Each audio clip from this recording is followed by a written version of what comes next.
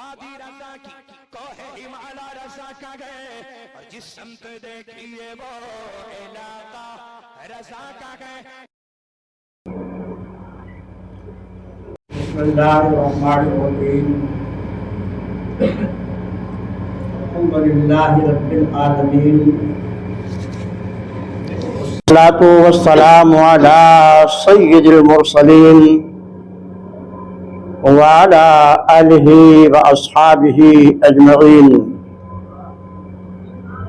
اما بعد فاعوذ باللہ من الشیطان الرجیم. بسم اللہ الرحمن الرحیم. ان کنتم مرضى او على سفر او جاء احد منكم من الغائط او لامستم النساء فلن تجدوا ماء فتيمموا صعيدا طيبا. صدق اللہ العظیم.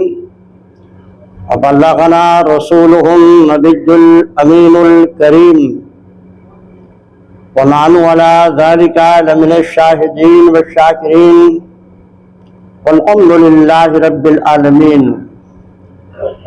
معزز سامعین، نوجوان دوستو، عزیز بچوں، آئیے پہلے مورات مل کر آقائے دو جہاں، شہنشاہ کون و مکان، رحمت عالم روحی فدا صلی اللہ تعالی علیہ وسلم کی بارگاہ ناز میں ہدیہ درود و سلام پیش کر لیں.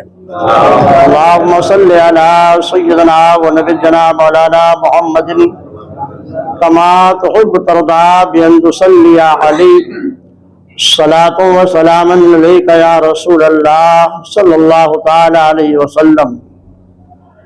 معزز سامعین، خطبہ مسونہ کے بعد جس آیت مقدسہ کے تلاوت کا شرف حاصل کیا ہے اسے آیت تیمم کہا جاتا ہے.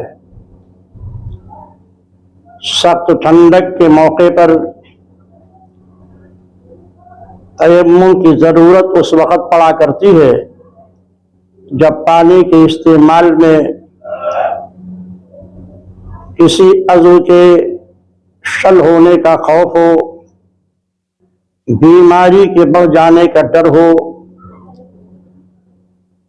یا بیماری کے دیر میں شفا پانے کا خوف ہو.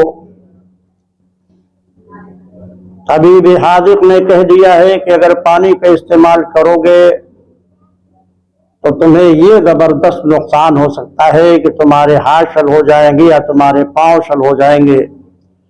یا آدمی کا اپنا تجربہ ہے کہ اگر ہم اس وقت پانی کا استعمال کریں گے تو ہمارے مرض میں اضافہ ہو جائے گا، یا ہمیں دیر میں شفا ملے گی، یا ہمارا کوئی عضو بیکار ہو جائے گا. شریعت کی نظر میں ایسے شخص کو یہ کہا جاتا ہے کہ یہ شخص پانی کے استعمال پہ قادر نہیں ہے، اور جب پانی کے استعمال پہ قادر نہ ہو تبھی تیمم کرنے کی اجازت ہے. آج کی اس تقریر کا عنوان ہی تیمم ہے، کیونکہ بار بار لوگ معمولی بیماریوں میں بھی تیمم کرنے کی اجازت طلب کرتے ہیں. اس لیے تفصیل کے ساتھ آپ کو یہ بتانا ہے کہ تیمم کیا ہے، تیمم کا طریقہ کیا ہے، اور تیمم کب جائز ہے اور کب ناجائز ہے. معزز سامعین، آیت تیمم کا پہلے شان نزول آپ سماعت فرما لیں. بخاری شریف کی روایت ہے،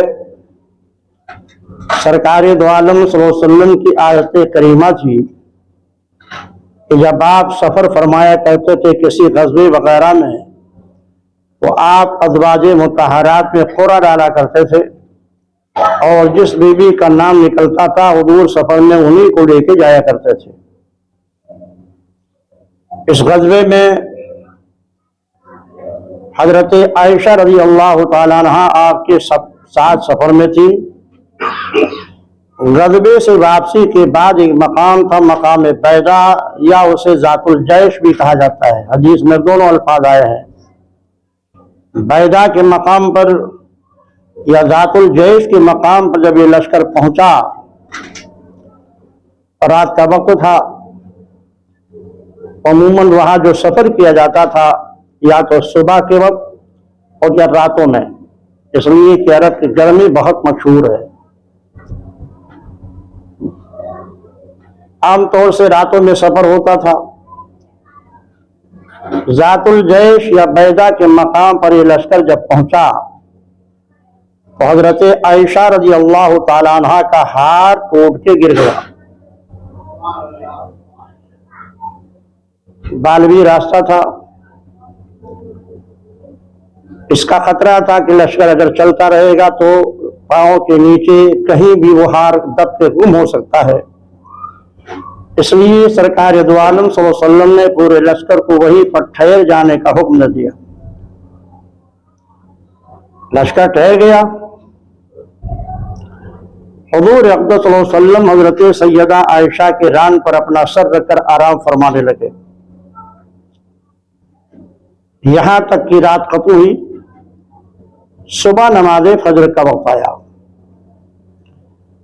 کسی کے پاس پانی موجود نہیں تھا، پانی ختم ہو چکا تھا سفر کا، وہاں قریب میں بھی کہیں پانی موجود نہیں تھا، اور نماز فجر کا وقت ہو چکا تھا۔ لوگ پریشان ہوئے، حضرت عائشہ رضی اللہ تعالی عنہا کی شکایت جا کر حضرت صدیق اکبر سے کر دیا کہ آپ دیکھتے نہیں ہیں کہ آپ کے بیٹی نے پورے لشکر کو کیسے جگہ پہ ٹھہرا دیا ہے جہاں نہ پانی ہے نہ ان کے پاس پانی ہے۔ حضرت سیدنا صدیق اکبر رضی اللہ تعالیٰ عنہ تشریف لائے، اور جیسے ایک باپ بیٹی کو نصیحت کرتا ہے، سخت و سست جملے حضرت عائشہ کو کہنے لگے۔ بخاری کی روایت میں یہ ہے کہ حضرت عائشہ کے کوکھ میں آپ نے کونچے بھی مارا، ورنہ تو نے روک لیا کہ بھائی لشکر کو ایک ہاری تو گم ہو گیا تھا، اتنا بڑا لشکر تم نے گم کر لیا، روک لیا یہاں پہ، لوگ ایک بات پانی نہیں ہے، یہاں پر کہیں پانی کا وجود نہیں ہے، لوگ نماز کیسے پڑھیں گے؟ حضرت عائشہ فرماتی ہیں کہ اس نے زور سے کچھ ہمارا کہ میں در سے بےتاب ہو گئی، جیسے ایک باپ بیٹے کو نصیحت کرتا ہے، لیکن کیونکہ سرکار دو عالم صلی اللہ علیہ وسلم کا سر پاک میرے ڈال پہ رکھا ہوا تھا، اس لیے اس خیال سے کہ سرکار کو آرام میں تکلیف نہ ہو میں حرکت نہیں کر سکی۔ اور جیسے ہی حضرت صدیق اکبر رضی اللہ تعالیٰ عنہ کہہ کر کے ہٹے، آیت تیمم کا نزول ہو گیا۔ اس لشکر میں ایک صحابی تھے بڑے مشہور، اسید بن حضیر رضی اللہ تعالیٰ عنہ، جیسی آیت تیمم کا نزول ہوا وہ حضرت صدیق اکبر کو مخاطب کر کے کہتے ہیں کہ یہ آپ کے خاندان کی پہلی ہی برکت نہیں ہے، جب آپ کے خاندان پر کوئی مصیبت آئی ہے تو اللہ تعالیٰ نے اور مصیبت کو مسلمانوں کے لیے باعث خیر و برکت ہی بنایا ہے۔ نہ حضرت عائشہ کا ہار غائب ہوتا، نہ لشکر یہاں ٹھہرتا، نہ حکم تیمم کا نزول ہوتا، قیامت تک کے لیے امت کو ایک ایسا حکم شرع مل گیا کہ اگر پانی کے استعمال پہ قادر نہ ہو تو تیمم کر کے نماز ادا کر لو۔ تو یہ احسان ہے خاندان ابو بکر کا۔ معزز سامعین، تیمم ہے کیا؟ تیمم کے لغت میں معنی ہے قصد و ارادہ، اور اصطلاح شریعت میں پانی کے عدم استعمال پر قدرت کے بعد مٹی سے پاکی حاصل کرنے کے ارادے کا نام تیمم ہے۔ یعنی جب آدمی پانی کے استعمال پہ قادر نہ ہو تو مٹی سے پاکی حاصل کرنے کا ارادہ کرے، شریعت میں یہی تیمم ہے۔ تیمم کے لیے یہ ضروری ہے کہ آدمی پانی کے استعمال پہ قادر نہ ہو۔ شہروں میں بڑے نازک مزاج لوگ ہوتے ہیں، ذرا سے بخار آ گیا، ہلکا سے سر میں درد ہو گیا تو تیمم کر کے نماز پڑھ لیتے ہیں۔ تیمم کرنے کی اجازت اسی وقت ہے جب پانی کا استعمال یا تو کسی انسان کے عضو کو شل کر دے، یا بیماری میں اضافہ کر دے، یا بیماری دیر سے دور ہو، ماہر ڈاکٹر نے یہ کہہ دیا ہو کہ اگر پانی استعمال کرو گے تو تمہارا فلاں عضو شل ہو جائے گا، یا تمہاری بیماری بڑھ جائے گی، یا تمہیں شفا دیر میں ملے گی۔ معمولی بیماری پر تیمم کرنے کی اجازت نہیں ہے، اتنا خوف ہونا چاہیے۔ اور یہ بھی اس وقت اگر آپ گھر میں ہیں شہر میں اور ٹھنڈا پانی استعمال کرنا آپ کے لیے مضر ہے تو بھی تیمم جائز نہیں ہے۔ آپ گھر میں ہیں، گرم پانی استعمال کر کے وضو کیجیے، ابھی بھی تیمم جائز نہیں۔ ٹھنڈا پانی نقصان کرتا ہے، گرم پانی نہیں۔ اور آپ ہیں گھر میں جہاں پانی گرم آپ کو بھی سکتا ہے، ایسی صورت میں بھی تیمم کی اجازت نہیں ہوگی۔ گرم پانی سے آپ وضو کر کے نماز ادا کریں۔ جب پانی کے استعمال پہ قدرت ہی نہ ہو، نہ ٹھنڈا نہ گرم، یا بیماری بڑھ جانے کا خوف ہو، یا دیر میں شفا پانے کا اندیشہ ہو، یا عضو کے شل ہونے کا خوف ہو، تبھی تیمم کرنے کی اجازت ہے۔ آپ پانی کے استعمال پہ قادر ہیں، لیکن جہاں پانی ہے وہاں پر آپ کا دشمن بیٹھا ہوا ہے، وہ اس انتظار میں ہے کہ آپ یہاں وضو کرنے کے لیے آئیے تو آپ کو گولی مار کے قتل کر دیں۔ یہ صورت بھی اس بات پر دلالت کرتی ہے کہ وہ شخص پانی کے استعمال پہ قادر نہیں ہے۔ لہذا پانی پر اگر دشمن بیٹھا ہوا ہے، چاہے وہ دشمن انسان ہو، چاہے وہ دشمن کوئی موذی جانور ہو، شیر بیٹھا ہے وہاں پہ، آپ جائیں گے پھاڑ کھا لے گا۔ دشمن آپ کا بیٹھا ہوا ہے، جائیں گے گولی مار دے گا۔ سانپ وہاں بیٹھا ہوا ہے زہریلا، آپ جائیں گے وہ کاٹ لے گا۔ یہ ایک عذر ہے شریعت میں، لہذا اس صورت میں بھی آپ کو تیمم کرنے کی اجازت ہے۔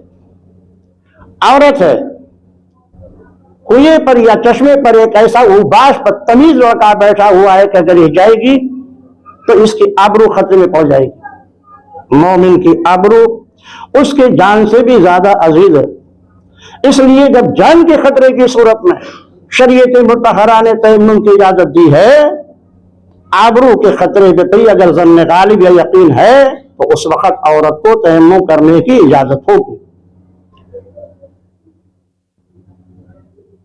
معزز سامعین، آپ سفر میں ہیں اور جہاں آپ ہیں چاروں طرف ایک ایک میل پانی میسر نہیں ہے، دائیں بائیں آگے پیچھے، تو شریعت مطہرہ اور آپ کو نماز کے جانے کا خوف ہے، تب ایسی صورت میں آپ کو تیمم کی اجازت ہے۔ آپ وطن ہی میں مگر آپ کا پورا جسم زخمی ہے، پانی استعمال کریں گے آپ تو جسم برباد ہو جائے گا، یا بیماری بڑھ جائے گی، یا شفا دیر میں ملے گی۔ پورا جسم زخمی ہے، تب ایسی صورت میں بھی تیمم کی اجازت ہے۔ پورے جسم میں چیچک نکل آیا ہے، ظاہر ہے اس حالت میں پانی کا استعمال انتہائی خطرناک ہوتا ہے۔ اب شریعت مطہرہ تیمم کرنے کی اجازت دیتی ہے۔ راستے میں حادثات ہوتے رہتے ہیں، کہیں بس کے نیچے کوئی دب گیا، ٹرک کے نیچے کوئی دب گیا، لاش کی یہ کیفیت ہو گئی ہے کہ اب اسے نہلایا جا ہی نہیں سکتا، چپک گئی لاش بالکل۔ ایسی صورت میں زندوں کو یہ حکم ہے کہ غسل کی نیت سے اس کو تیمم کرا دے۔ اگر اس پر پانی ڈالنے کی بھی گنجائش نہیں ہے تو تیمم کی نیت، غسل کی نیت سے اسے تیمم کرا دیا جائے۔ یعنی جو آدمی تیمم کرا رہا ہے وہ غسل کی نیت کر لے تاکہ زندوں پر جو مردے کو غسل دینا فرض تھا وہ ادا ہو جائے۔ کبھی یہ ہوتا ہے کہ حادثے کا آدمی شکار ہو گیا، پوسٹ مارٹم میں پورے جسم میں اتنے ٹانکے لگا دیے جاتے ہیں تو اس کے جسم کو آپ مل نہیں سکتے۔ کبھی یہ ہوتا ہے کہ آدمی کا انتقال سعودیہ میں ہو گیا ہے اور وہاں سے لاش آئی ہے، 2 مہینہ 3 مہینہ ہو جاتا ہے، لاش اس لائق نہیں ہے کہ اسے نہ لیا جا سکے۔ اولاً تو اسلامی ملک ہونے کی وجہ سے وہاں پر جب کسی لاش کو بھیجا جاتا ہے 2 مہینہ 3 مہینے کے بعد، تو اس کو غسل بھی دلا دیا جاتا ہے اور کفن بھی وہیں پہنا دیا جاتا ہے۔ اگر غسل دلا دیا گیا ہے، کفن دلا اور وہیں سے پہن دیا گیا ہے، تو یہاں غسل دینے کی ضرورت نہیں ہے، نماز پڑھ کے دفن کر دیا جائے اسے۔ آپ نماز جنازہ میں کھڑے ہیں، یا ایسے وقت میں نماز جنازہ کے لیے آپ آئے کہ نماز شروع ہو چکی ہے، آپ ولی نہیں ہیں، آپ کو اس کا خوف ہے کہ اگر میں وضو کرنے کے لیے جاؤں گا تو نماز جنازہ مجھ کو نہیں ملے گی، اب شریعت مطہرہ حکم دیتی ہے کہ تیمم کر کے جنازے میں آپ شامل ہو جائیے، بشرطے کہ آپ ولی نہ ہو جنازے کی۔ اگر ولی ہے تو تیمم کی اجازت نہیں ہے، وہ وضو ہی کرے گا، اس لیے کہ ولی کو دوبارہ نماز پڑھانے کا حق ہے۔ اگر نماز ہو بھی گئی اور وہ میت کا ولی ہے وہ دوبارہ نماز پڑھ سکتا ہے، اس لیے اس کو اجازت نہیں ہے ولی کو۔ ہاں ولی کا غیر ہے، جنازے کی نماز کا ثواب حاصل کرنا چاہتا اور ایسے وقت میں پہنچا کہ بالکل تکبیر ہو چکی ہے مگر وضو کرنے کے لیے جاتا ہے تو وضو کر کے آئے گا تو نماز ختم ہو جائے گی، تو اب وہ وہیں پر فوراً ہی تیمم کی نیت کر کے اور نماز جنازہ میں شامل ہو جائے۔ عیدین کی نماز میں آپ شریک ہیں، جمعہ میں نہیں، کیونکہ جمعہ کا بدل ظہر کی صورت میں موجود ہے، عیدین کا کوئی بدل نہیں ہے۔ عیدین کی نماز میں آپ شریک سے آپ کا وضو ٹوٹ گیا حالت نماز ہی میں، اب ظاہر ہے آپ وضو کرنے کے لیے جائیں گے تو نماز ختم ہو جائے گی، اور نماز عیدین کا کوئی بدل بھی موجود نہیں ہے، اس لیے شریعت کہتی ہے کہ وہیں پر آپ تیمم کر کے اور نماز میں شامل ہو جائیے۔ اگر عیدین میں ہے جمعہ میں نہیں، وجہ یہ ہے کہ عیدین کا کوئی بدل نہیں ہے لیکن جمعہ کا بدل موجود ہے ظہر، تو اگر آپ وضو کرنے گئے اور جمعہ ختم ہو گئی تو آپ ظہر کی نماز پڑھ لیجیے، اس کا بدل موجود ہے۔ معزز سامعین، یہ وہ آزار ہیں جن کی بنیاد پر شریعت مطہرہ نے تیمم کی اجازت عطا کی ہے۔ آدمی نے آنکھ کا آپریشن کرایا ہے، بہت سے بات پوچھ رہے ہیں لوگ مسائل، ابھی یہ موسم ہے آپریشن کا، تو ڈاکٹر منع کر دیتے ہیں کہ صاحب ایک ہفتے کا آپ اپنا سر نہیں دھو سکتے ہیں، آنکھوں کو نہیں دھو سکتے ہیں، ہر ڈاکٹر ہدایت دیتا ہے، اور تجربہ بھی یہی ہے کہ اگر آپ پانی کا استعمال کریں گے تو ٹانکے بھی ٹوٹ جائیں گے، ٹوٹ سکتے ہیں، اور آنکھوں کی روشنی بھی ختم ہو سکتی ہے، اور آپ کو نہانے کی عادت ہو گئی ایسی صورت میں، تب شریعت مطہرہ یہ حکم دیتی ہے کہ گردن سے نیچے آپ نہا لیں، گردن سے نیچے آپ نہا لیں، اور ہاتھ کو تر کر کے جو حصہ سر کا اور آنکھوں کا اس پر آپ مسح کر لیجیے۔ ابھی بھی تیمم کی اجازت نہیں ہے، نہانے کی عادت ہوگی تو گردن سے نیچے دھو سکتے ہیں آپ، اس میں کوئی مداخلت نہیں، کوئی آنکھوں پر اس کا کوئی اثر پڑے گا، تو گردن سے نیچے کے حصے کو آپ دھو لیجیے، اور بقیہ حصہ جو گردن کے اوپر کا ہے ہاتھوں کو پانی سے تر کر کے اپنے سر پر اور آنکھوں کو پھیر لیجیے۔ معزز سامعین، ایسے بڑے آپریشن ہوتے ہیں، بڑے بڑے آپریشن، ہارٹ وغیرہ کی سرجری ہوتی ہے تو اس میں بھی حرکت کرنے سے روک دیا جاتا ہے، وہ خود بھی نہیں تیمم کر سکتا ہے، حرکت ہی نہیں کر سکتا ہے، تو اب دوسرا کوئی شخص اس کو تیمم کرائے گا تو دوسرا شخص تیمم، مگر تیمم کی نیت وہ مریض خود کرے گا، کیونکہ غسل یا تیمم اس پر ہوگا، کرانے والے پر نہیں۔ تو اگر ڈاکٹر نے اس کو منع کر دیا حرکت کرنے سے تو دوسرا شخص اسے تیمم کرائے، اور تیمم جب کرانا وہ شروع کرے تو تیمم میں کیونکہ نیت فرض ہے اس لیے خود جو تیمم جس کو کرایا جا رہا ہے نیت وہ کرے گا اور کرائے گا دوسرا۔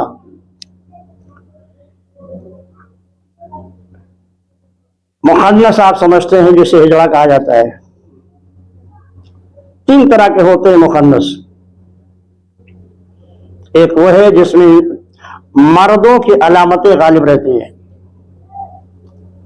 ایسا مخنث مردوں کے حکم میں ہے، لہذا اس کا اگر انتقال ہو گیا ہے تو جیسے مردوں کو غسل دیا جاتا ہے ایسے اس کو بھی غسل دیا جائے گا۔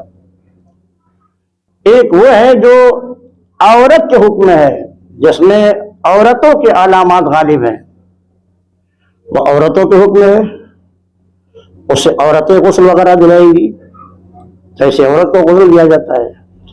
ایک وہ ہوتا ہے جو بالکل درمیان میں ہوتا ہے، یعنی مرد کی علامت بھی موجود ہے، عورت کی علامت بھی، دونوں برابر برابر موجود ہے، نہ وہ مردوں کے حکم میں لے جایا جا سکتا ہے نہ عورتوں کے حکم میں، تو ایسے کو شریعت میں خنثی مشکل کہا جاتا ہے۔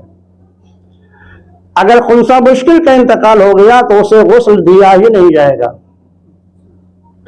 ہاں، اس کا اگر کوئی عزیز ہے، اس کا اگر کوئی محرم ہے تو وہ غسل کی نیت سے اسے تیمم کرا دے گا۔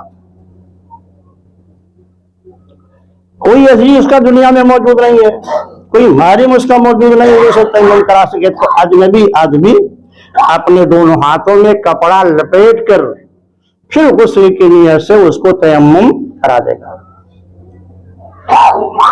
معزز سامعین، تیمم زمین کے جنس سے جو کچھ پیدا ہوتی ہے اس سے کیا جا سکتا ہے۔ ما کان من جنس الارض، ہر وہ چیز جو زمین سے پیدا ہوتی ہے، جو جلانے سے جلے نہیں، پگھلے نہیں، اسی کو زمین کے جنس سے مانا جاتا ہے۔ لہذا گھاس اگر جلا دی گئی اور اسے آپ تیمم نہیں کر سکتے، جل گئی، تو جن سے ارض سے ہونا چاہیے اسی سے آپ تیمم کر سکیں گے۔ نیت ایک فرض ہے، 2 مرتبہ زمین پر ہاتھ مارنا، ایک مرتبہ ایسے ہی کشادہ کر کے، ایسے کر کے نہیں مارا جائے، کشادہ کر کے مارا جائے گا زمین پہ، مٹی پر، اور اگر مٹی زیادہ لگ گئی، دھول زیادہ لگ گیا تو شریعت کہتے ہیں کہ اسے ایسے کر کے جھاڑ دو، تاکہ جب چہرے پہ پھیرو تو سادھو کی طرح تمہارا چہرہ مسخ نہ ہو جائے، جو اپنے چہرے پر راکھ لپیٹے رہتے ہیں۔ تیمم کی نیت کیجیے، نیت فرض ہے، اگر نیت نہیں کہ نیت دل کے ارادے کا نام ہے، بھی یاد رکھیے، زبان سے کہنا یہ مستحب ہے، مگر وضو میں نیت کرنا سنت ہے اور تیمم میں نیت کرنا فرض ہے، یہ فرق یاد رکھیے۔ وضو میں نیت نہیں کریں گے، بسم اللہ نہیں پڑھیں گے، وضو ہو جائے گا، وہ وضو نماز کے لیے آلہ بن جائے گا، لیکن اگر آپ نے تیمم میں نیت نہیں کی تو تیمم ہی نہیں ہوگا، جب تیمم نہیں ہوگا تو اس سے نماز بھی جائز نہیں ہے۔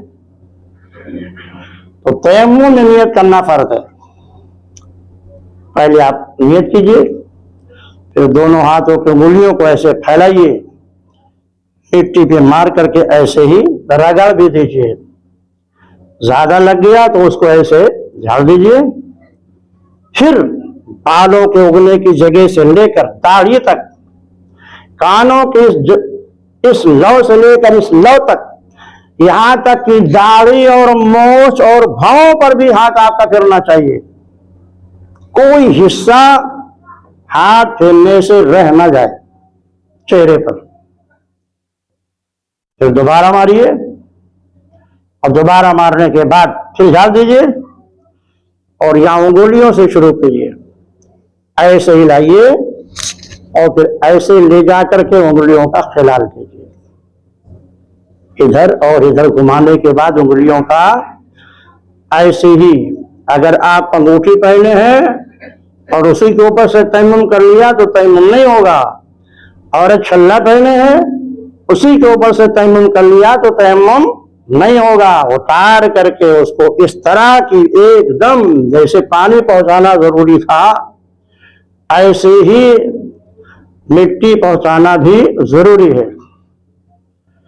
وضو اور غسل دونوں کا تیمم ایک ہی طریقے سے کیا جائے گا، صرف نیت کا فرق ہوگا۔ وضو کا تیمم کرنا ہے تو طہارت صغرا کی نیت کریں گے، چھوٹی طہارت، غسل کی نیت کرنی ہے تو طہارت کبریٰ کی نیت کریں گے، نہیں غسل کی نیت کریں گے۔ دو صحابی تھے، سفر میں تشریف لے گئے تھے، جہاز سے واپس ہو رہے تو ان میں ایک حضرت عمر بھی تھے، اور راستے میں ان لوگوں کو نہانے کی حاجت ہو گئی دونوں صحابی کو۔ تو حضرت عمر رضی اللہ تعالیٰ عنہ نے یہ سمجھا کہ شاید تیمم وضو کا بدل ہوتا ہے، غسل کا بدل نہیں ہوتا، تو نماز نہیں پڑھی انہوں نے۔ مگر دوسرے جو صحابی تھے انہوں نے سوچا کہ بھی اب تیمم کا حکم نازل ہو چکا ہے تو جو حکم غسل کا ہے تیمم کا ہے، تو پورے جسم کا کپڑا اتار دیا انہوں نے۔ بخاری شریف میں یہ ہے کہ وہ دھول میں بالکل لوٹنے لگے، کما تبرق الدابہ، جیسا کہ چوپایا نہیں دھول میں لپٹتا ہے، الٹتا پلٹتا ہے۔ اور اس کے بعد انہوں نے یہ سوچا کہ اب یہ غسل کا تیمم ہے تو پورے جسم میں پانی پہنچنا چاہیے، جیسے وضو کا پانی غسل کا پانی پہنچنا ضروری ہے۔ پھر دونوں حضرات جب حضور کی بارگاہ میں گئے تو اپنا واقعہ بیان کیا۔ تب سرکار نے فرمایا تمہیں بس اتنا کافی تھا، تمہیں بس اتنا کافی تھا، یعنی دونوں ہاتھوں کو زمین پر مار کر کے تیمم کے لیے سے اپنے چہرے پر اور اپنے دونوں کوہنیوں کے سمیت ہاتھوں پھیل لیتے، یہی تمہارے غسل کا تیمم تھا، پورے جسم کو مٹی پہنچانے کی کوئی ضرورت نہیں ہے۔